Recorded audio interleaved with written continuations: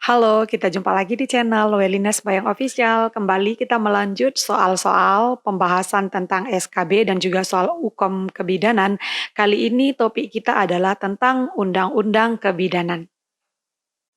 Oke, langsung saja kita mulai ke pembahasan soal nomor 1.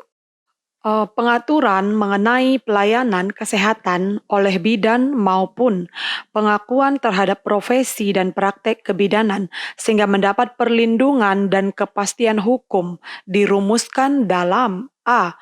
Undang-Undang Republik Indonesia Nomor 4 Tahun 2019, B. Permenkes Nomor 28 Tahun 2017, C. Permenkes Nomor 1464 Tahun 2010, D. Permenkes Nomor HK0202-Menkes-149-2010, E. Permenkes Nomor 900 Tahun 2002.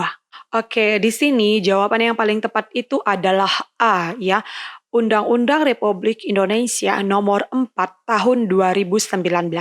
Nah, sementara option B, C, D, dan E ini semuanya juga adalah tentang berhubungan dengan Undang-Undang Kebidanan, ya.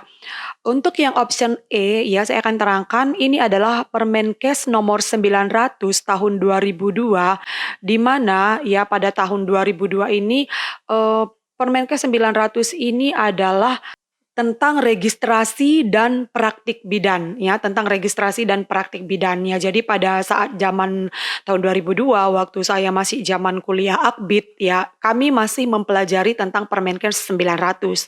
Jadi waktu itu tentang registrasi dan segala sesuatu undang-undang yang berhubungan dengan kebidanan diatur dalam Permenkes 900 tahun 2002 ini.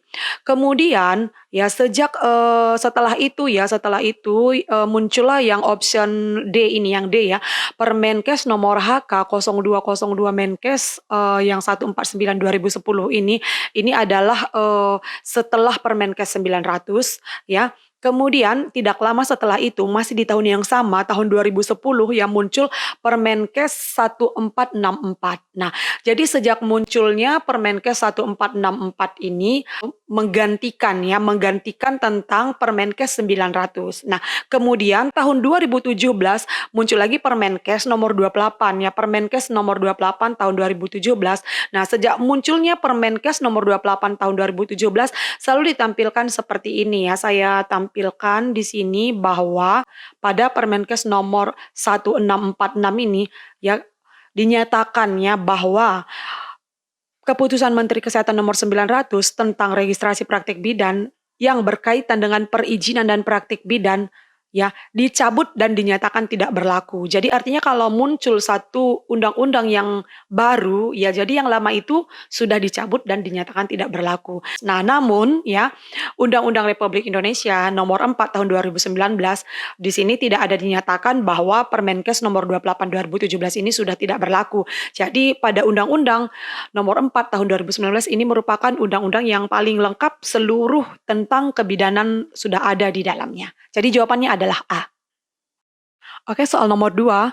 Rangkaian kegiatan yang didasarkan pada proses pengambilan keputusan dan tindakan yang dilakukan oleh bidan sesuai dengan wewenang dan ruang lingkup praktiknya berdasarkan ilmu dan kiat kebidanan yang tertuang dalam Undang-Undang Republik Indonesia Nomor 4 Tahun 2019 merupakan pengertian dari A. Kebidanan, B. Pelayanan kebidanan, C. Bidan, D. Praktik kebidanan, E. Asuhan kebidanan. Di sini jawaban yang paling tepat itu adalah E, ya, asuhan kebidanan.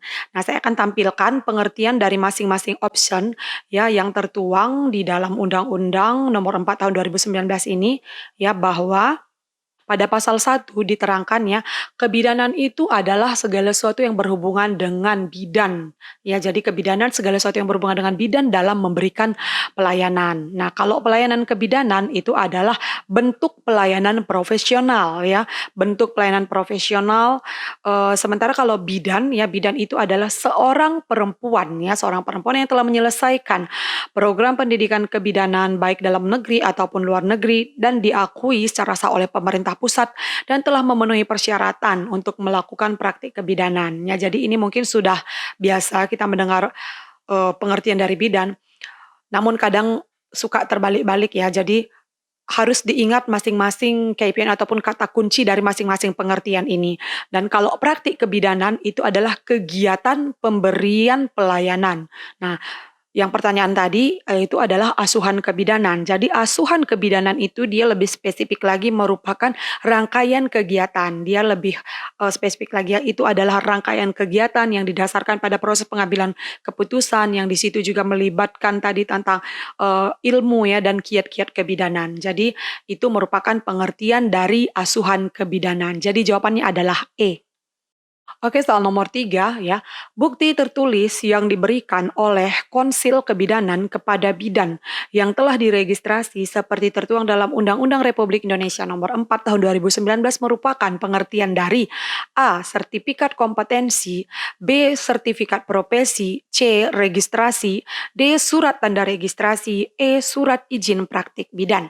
Oke, di sini jawaban yang paling tepat itu adalah D, ya, surat tanda registrasi. Jadi STR inilah yang kita melakukan pembahasan soal ini juga salah satunya adalah untuk mendapatkan STR melalui uji kompetensi. Sementara kalau sertifikat kompetensi itu adalah surat tanda pengakuan terhadap kompetensi bidan yang telah lulus uji kompetensi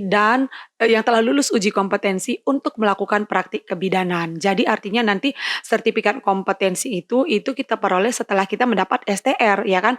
Kemudian kalau sertifikat profesi itu adalah surat tanda pengakuan untuk melakukan praktik kebidanan yang diperoleh lulusan pendidikan profesi. Nanti pada pembahasan soal berikutnya kita akan membedakan jenis pendidikan kebidanan, ada profesi, vokasi dan juga akademis, ya. Jadi kalau sertifikat profesi ini adalah untuk yang pendidikan profesi. Kalau sertifikat kompetensi ini adalah untuk yang vokasi, ya. Registrasi itu adalah bentuk pencatatan resmi, ya. Registrasi itu pencatatan resmi. Kemudian surat tanda registrasi itu adalah yang masuk ke dalam soal tadi, ya. Bukti tertulis yang diberikan oleh Konsil Kebidanan kepada bidan yang telah diregistrasi. Kalau surat izin praktik bidan itu yang disingkat dengan SIPB adalah bukti tertulis yang diberikan oleh pemerintah daerah kota ataupun kabupaten kepada bidan sebagai pemberian wewenang untuk menjalankan praktik kebidanan. Jadi sudah punya STR dulu baru bisa lanjut ke SIPB, ya. Jadi jawaban yang paling tepat di sini adalah STR surat tanda registrasi D. Oke, soal nomor 4 ya. Pendidikan kebidanan terdiri atas pendidikan akademik, pendidikan vokasi, dan pendidikan profesi. Jadi dibagi menjadi 3 ya kategori pendidikannya. Manakah yang termasuk pendidikan vokasi bidan? A. D3 kebidanan, B. D4 kebidanan, C. S1 kebidanan, D. S2 kebidanan, E. Profesi bidan. Nah, di sini jawaban yang paling tepat itu adalah A, D3 kebidanan. Ini diatur pada pasal 4 sampai pasal 6 ya. Jadi di pasal 4 ini diterangkan bahwa pendidikan kebidanan terdiri atas 3 ya, pendidikan akademik, pendidikan vokasi, dan pendidikan profesi. Nah, jadi yang pada pasal 5 ayat 1 ya, pendidikan yang dimaksud dengan akademik itu adalah yaitu sarjana ya, termasuk S1 kebidanan, kemudian juga program magister dan juga program dokter. Itu semua adalah pendidikan akademis. Kemudian lulusan pendidikan akademik sebagaimana dimaksud ayat 1 akan melanjut lagi ke profesi. Itu adalah yang poin C tadi, pendidikan profesi. Jadi kalau S1 dia tetap harus ngambil profesi ya. Sementara pada pasal 6 diterangkan pendidikan vokasi ya sebagaimana dimaksud pada pasal 4 huruf B itu merupakan program diploma 3 kebidanan. Jadi D3 kebidanan itu adalah pendidikan vokasi. Kalau akademis tadi itu yang S1 ya, tapi tetap wajib akan mengambil profesi, pendidikan profesi. Dan juga yang pendidikan vokasi juga pada ayat 2 ya, pasal 6 dikatakan pendidikan vokasi sebagaimana dimaksud ayat 1 yang akan menjadi bidan lulusan pendidikan profesi harus melanjutkan program pendidikan setara sarjana ditambah dengan pendidikan profesi. Jadi nanti pada akhirnya yang diploma 3 ini juga harus akan mengambil pendidikan akademis tadi, yaitu program sarjana dan lanjut lagi ngambil profesi lagi. Nah, jadi jawaban yang paling tepat di sini kalau untuk tingkat vokasi itu adalah diploma 3 kebidanan A. Oke, soal nomor 5, mahasiswa pendidikan vokasi kebidanan yang lulus uji kompetensi akan memperoleh sertifikat kompetensi yang diterbitkan oleh A. Organisasi profesi, B. Konsil Kebidanan, C. Konsil Tenaga Kesehatan Indonesia, D. Perguruan Tinggi, E. Menteri Kesehatan. Nah, di sini jawaban yang paling tepat adalah D, ya, perguruan tinggi. Jangan salah menjawab, ya. Seperti saya terangkan tadi, prosesnya itu kalau uji kompetensi itu yang akan kita peroleh nanti adalah STR, surat tanda registrasi. Dan kalau STR itu memang diterbitkan oleh konsil, ya, tetapi setelah kita memperoleh STR, baru kita akan mengurus ataupun mendapatkan sertifikat kompetensi. Jadi sertifikat kompetensi itu adalah untuk pendidikan vokasi yang D3. Nah, sementara sertifikat profesi itu adalah untuk profesi yang pendidikan profesi bidan. Nah, dan sertifikat profesi dan juga sertifikat kompetensi itu dikeluarkan oleh perguruan tinggi. Itu diatur dalam pasal 19 ya, seperti ini. Nah, mahasiswa pendidikan vokasi kebidanan yang lulus uji kompetensi memperoleh sertifikat kompetensi yang diterbitkan oleh perguruan tinggi, ya. Dan juga mahasiswa pendidikan profesi, ya, yang lulus uji kompetensi memperoleh sertifikat profesi yang diterbitkan oleh perguruan tinggi.